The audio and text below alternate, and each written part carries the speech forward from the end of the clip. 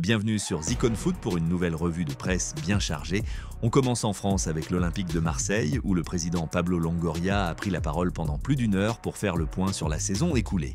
Il a évoqué sans détour l'avenir de son entraîneur Roberto De Zerbi, les cas de cadres comme Greenwood et Rabiot, ainsi que l'ambiance explosive qui a régné tout au long de la saison. Dans l'équipe, une phrase forte retient l'attention. La maladie, je vais l'éradiquer. Obsédé par l'arbitrage, critique envers la gouvernance du football français, Longoria a vidé son sac. Mais il a aussi présenté des ambitions haut élevées pour la saison prochaine. Avec le retour en Ligue des Champions, le club vise un recrutement ambitieux pour attirer du lourd cet été. Direction l'Italie, où Naples s'apprête à jouer le match le plus attendu de son histoire récente. Le club partenopine pourrait décrocher un nouveau scudetto et la ferveur est immense. La Corriere dello Sport révèle que pas moins de 500 000 demandes ont été enregistrées pour assister au dernier match de la saison contre Cagliari. Naples a un petit point d'avance sur l'Inter et reste maître de son destin. Une victoire suffirait à faire exploser la ville, comme lors du titre de 2023. Du côté de l'Inter, l'espoir est très mince. Opposé à Como pour cette dernière journée, les Nerazzurri doivent espérer un faux pas napolitain. La Gazzetta dello Sport préfère déjà se projeter sur la finale de Ligue des Champions contre le PSG 5 jours plus tard et une autre bombe vient perturber la préparation milanaise.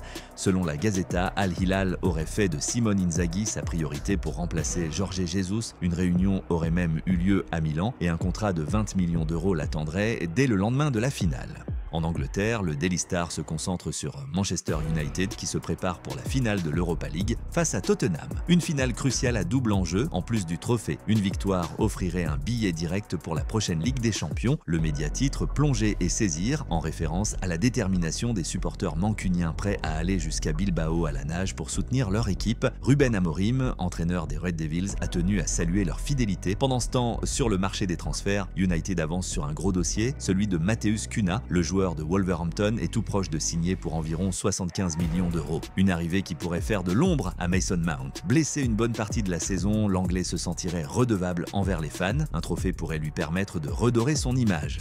Retour en France avec Lyon et Marseille qui s'activent en coulisses. À Lyon, la qualification de justesse pour la Conference League est une bonne nouvelle, mais elle ne suffira pas à retenir certains cadres.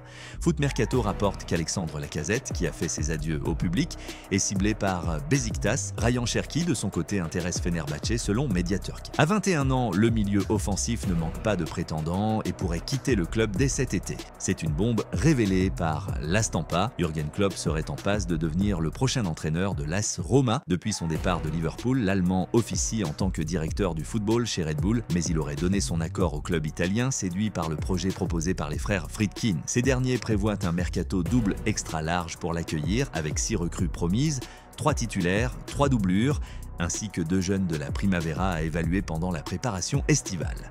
Klopp succéderait à Claudio Ranieri, déjà parti. Il avait été un temps pressenti au Real Madrid, mais c'est finalement à Rome que son retour se précise. En Espagne, AS annonce que Luka Modric va prolonger son aventure avec le Real Madrid à 39 ans, une décision influencée par Xabi Alonso qui tient à conserver l'expérience du Ballon d'Or 2018. Modric devra accepter une baisse de salaire et un rôle plus limité. Dans le même temps, Mundo Deportivo évoque l'arrivée imminente du latéral gauche Carrera, sous contrat avec Benfica jusqu'en 2029. Le Real propose un salaire de 9 millions d'euros par an, mais doit encore s'entendre avec le club portugais qui réclame 50 millions. Le club madrilène espère finaliser l'opération avant la Coupe du Monde des clubs. Un autre nom revient, Franco Mastantuono. Le jeune talent de River Plate plaît toujours autant à la cellule de recrutement. Sport précise que son prix est estimé à 45 millions, mais pourrait grimper si ses performances estivales sont convaincantes.